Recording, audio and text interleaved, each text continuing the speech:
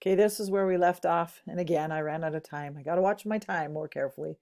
But again, we talked about carbohydrates and how they're stored. And starch, which is made out of amylose and amylopectin, mostly this. If you looked at it in a microscope, this is what these would look like. Okay, this is glycogen. This is the way we store, animals store their glucose molecules. Okay, and this is cellulose. Remember, this is the one that we can't break down. Okay, so now this is getting down to smaller structure that we could not see with a regular. This is what a microscope would show us. Okay, these are the two things that make up starch, amylase and amylin pectin. You can see this one's the spiral and this one's, branched out. Okay, so these are the two-way starches. And then if you want to look down here, this is where we really get down to the molecular level, and you can tell. Here's glycogen. And again, this is the way that animals store their starch. Okay. Um, you can see it's quite a, they're made out of the same molecules. They're made out of glucose, but they're just set up different. Okay. And then this is cellulose. And this is kind of like a starchy, but we can't break it down. This is fiber. Okay. This is what's in their cell walls and stuff. And you can see it's very, very structured. It's very, very, I mean, this is easy to break down. Look how easy it would be to break a bond here or here or here. Whereas here, not so much. Okay. These are very tightly compact. But again, it's important to have this in your diet because this is fiber. This is what keeps your large intestine. This is what prevents you from getting colon cancer. Okay. So, and this is something that we severely lack in our diets. Processed food have really taken away our fiber. But anyway, this is starch over here, these two. This is glycogen, how we store our food, and this is cellulose. This is fiber, okay? All right. So I said I would come back to oligosaccharides, which is again like three sugars, okay?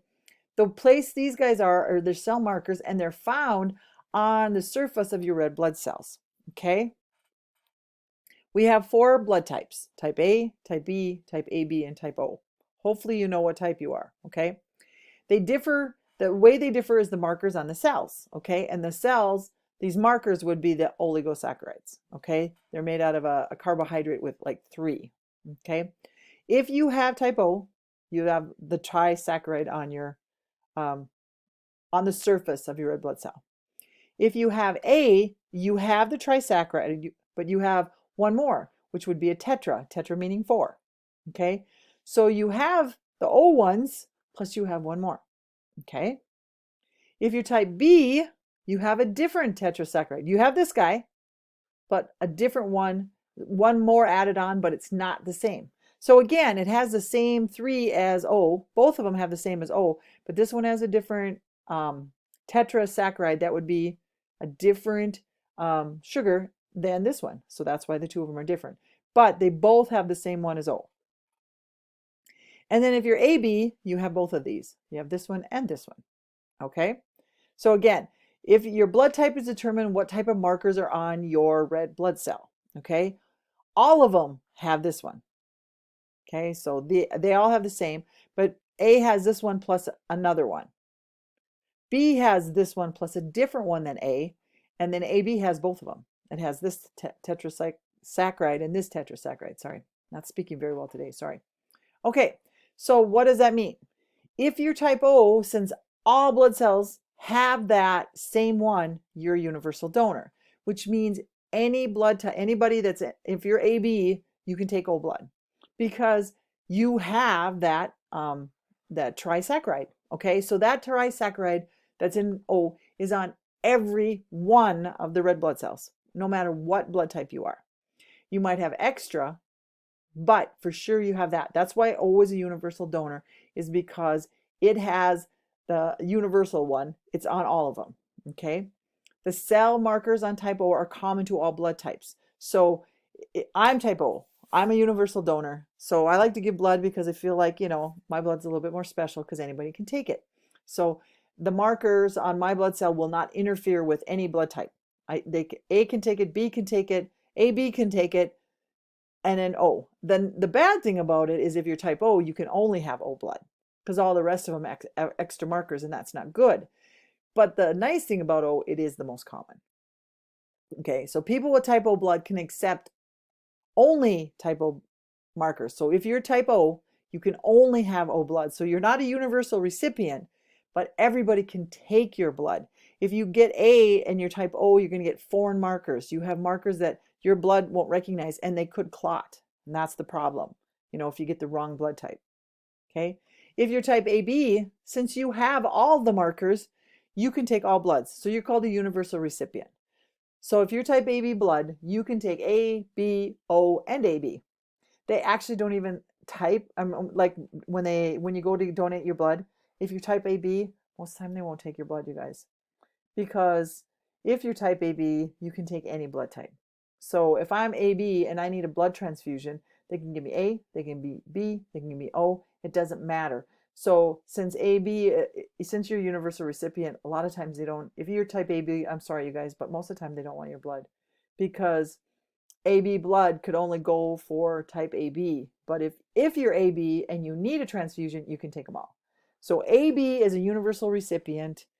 O is a universal donor. Okay.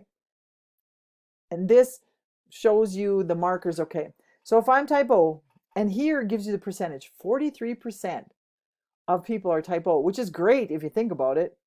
So you can only get O blood, but 43% of the people, so they're going to find it. So this is what's on your red blood cell. There's these 3 sugars. You don't have to know what they are, but just know that there's 3 sugars on type O. So you're a universal donor. So if you're type A, which is the next 40%, so you can see, almost 85% of the population is O or A. Okay.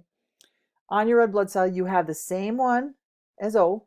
You have that oligosaccharide, but now you have one more. Okay, you have an extra one added on there. There's one more. So this is a tetrasaccharide. It has 4. O only has 3. But this one's the same, but we just throw in another one. Okay. Now if you're type B, which is only 12% of the population, they have the same one as O, that trisaccharide, and then they have a different one. They have a galactose instead of acetylgalactosamine. Okay. And again, you don't have to know what these are, you guys. You just need to know that O is 3 and all of them have that. But now A, you throw in a different one more, so it has a tetrasaccharide. It has 4. And then B also has a tetrasaccharide, but it's a different one here. So the 3 are the same, but there's a different one here. Now if you're AB, you actually have the A. Here's your 3 from the O type. And then remember I said they have a tetrasaccharide. And they also have the tetrasaccharide from B. So if you're type AB, you have both of them. But see, only 5% of the population is AB. Okay. So again, if you're type AB, you are a universal recipient. You can get any of these bloods because you have all this stuff on your blood, red blood cells. It's not going to interfere. But if you're type O, you only have these 3. You only have a trisaccharide. So if you get one of these, this guy's going to cause a problem, or this guy's going to cause a problem. Or if you get AB, you're really going to, because you're going to have 2 guys that are going to cause a problem. So that's why if you're type O, you can only have type O. If you're type A, you can get A and O. If you're type B, you can get B and O. Hopefully you don't have BO. Oh, that'd be bad, right? And then if you're AB, you can get them all because you have everything on your, this is like a carbohydrate marker on your red blood cells. So again, this is the standard, and this is the only thing you find on the O. Now, if you're talking about positive and negative, same deal. It's another marker. Okay, so O positive means you have that marker. O negative means you don't.